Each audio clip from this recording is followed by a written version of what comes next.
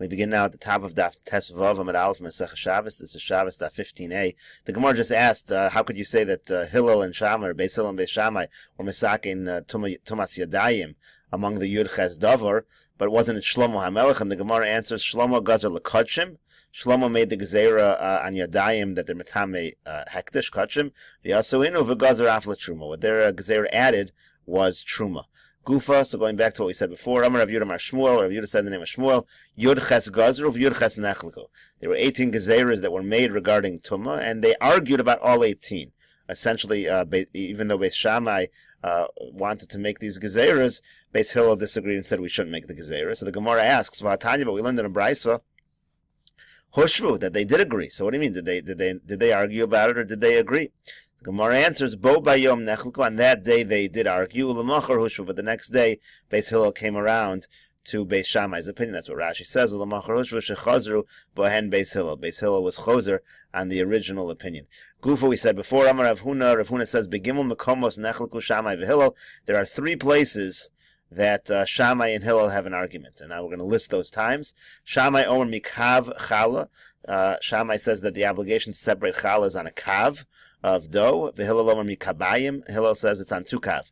V'Chachamim Omrim Lo Kedivrei Zeh V'Lo Kedivrei Zeh Lekav Umechza Chayev V'Chala.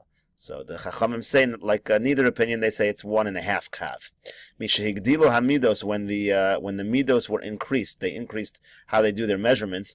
Amru, they said, chameshes revoim kemach chayav v'chala. 5 quarters of flour is chayav and chala. Rashi explains what that is. Hey revoim means lugin. Shehin revius hakav. Essentially, that comes out to a quarter of a kav. So then the Gemara continues. Rav Yossi says, "Hey Pturin, if you have 5 of these revaim kemach, it's pater, but hey va'od chayavin. If you have a little more than that, then that was what is indeed chayav and chala." And this Rashi explains, we're not going to get into, but just different ways that the way they measured things were changed over time. V'idach, the second case where Hillel and Shammai argue, Hillel Omer Molei Hin Mayim She'uvin Poslam Es HaMikvah. So Hillel says that a hin of drawn water passes a mikvah. Shechayev Adam Lomer B'Loshen Rabo. A person needs to say something over the way his Rebbe said it. The idea here is that the word hin, Rashi says, is not a normal way to say in the Lashon HaMishnah. Usually you use the measurement of a lug, not a hin. So, but he said it because that was the way he heard it over from his Rebbeim, Shmai and Avtalion. So anyway, that's the amount that passes a mikvah. Shammai Omer Tisha Kavin. Shammai says 9 kav passes a mikvah. V'Chachamim Omer Lo Kedivrei Zeh V'Lo Kedivrei Zeh. Chacham disagree, not like either opinion, Achabo Beis Gardayim Mishar HaAshba Shab Yerushalayim, until 2 weavers came from the Shar HaAshba in Yerushalayim, V'Heidu Misham Shmai V'Avtalion, they testified in the name of Shmai and Avtalion, Shashlosha Lugin Mayim Shuvin Poslam Es HaMikvah, that it's actually 3 lugin of Mayim Shuvim that passel the mikvah. The Kaimu Chacham Mistivreim, and the Chacham accepted their testimony. Rashi says here, what's this idea of the testimony of the Gardim? Shnei Gardim Mishar HaAshbos, Meseches Edius Mefarish, Lama Huskar Shemam Nusam, why are we mentioning their jobs?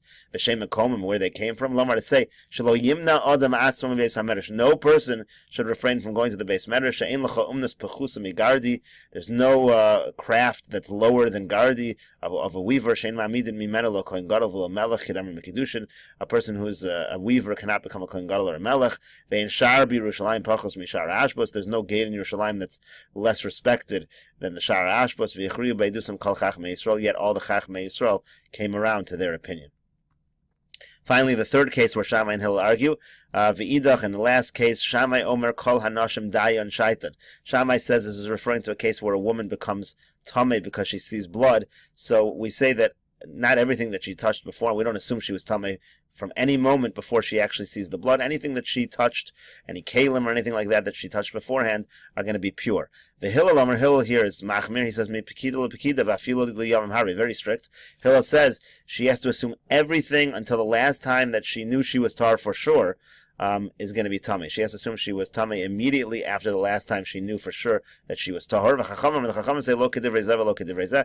Not like either opinion. Ela mi'es leis mi'mayit al yedei mi'pkida le'pkido mi'pkida le'pkido mi'mayit al yad mi'es leis. What that means is the Chachamim hold you go back 24 hours. Everything within everything from before 24 hours from when she knows she's tamei is tamei. Anything that she touched, unless she actually checked herself earlier than 24 hours. Let's say she checked herself 12 hours ago, so then you could be obviously lenient to that point. So you always take the more lenient. So the maximum is going to be 24 hours. So in any case, those are the three arguments of Shammai and Hillel. The Gemara asks, V'sulak, are there no other arguments of Shammai and Hillel? V'ha'ika Hillel omer lismoch v'Shammai omer shelo lismoch. There's a machlokas by Yontiv whether a person should do smicha when they bring a carbon.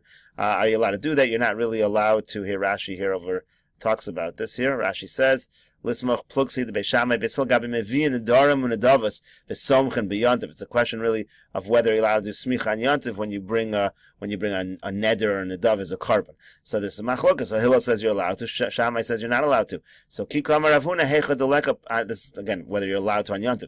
So Kikama Ravuna Hecha Deleka plugsa de Ravasa Bahadayu.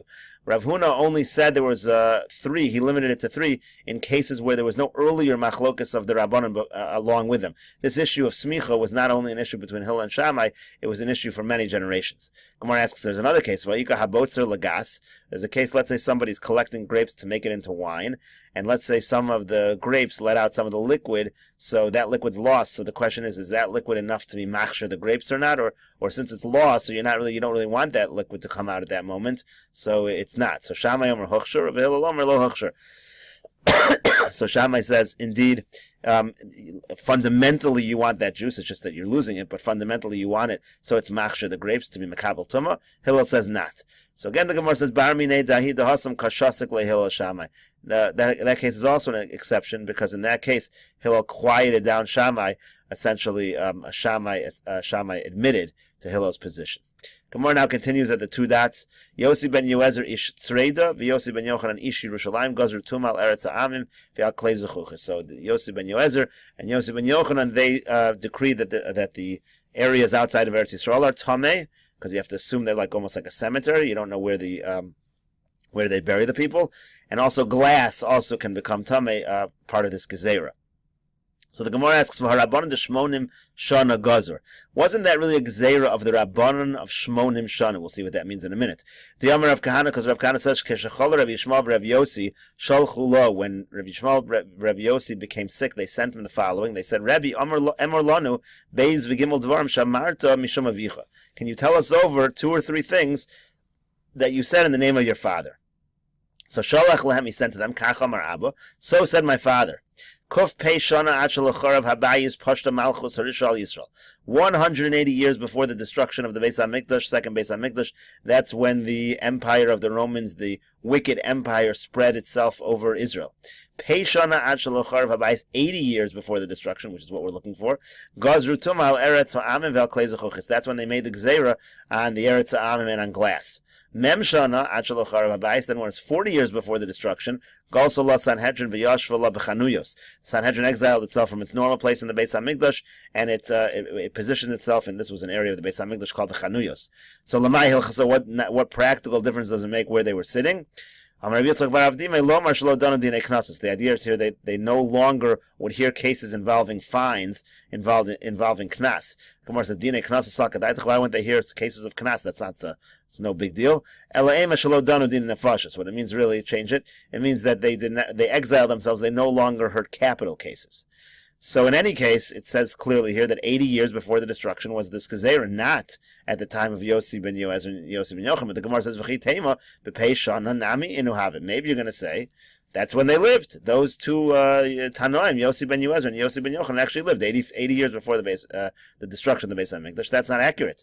But Tanya Hillel v'Shimon Gamliel V'Atanya Hillel v'Shimon Gamliel v'Shimon Noagu Nesiyasan Lefnei Abayis Mea Shana. So this is the Nasis of Hillel, and then this was, of course, the line of Rabbi Gamliel. The whole line of Rabbi Gamliel, Rav Shimon Gamliel.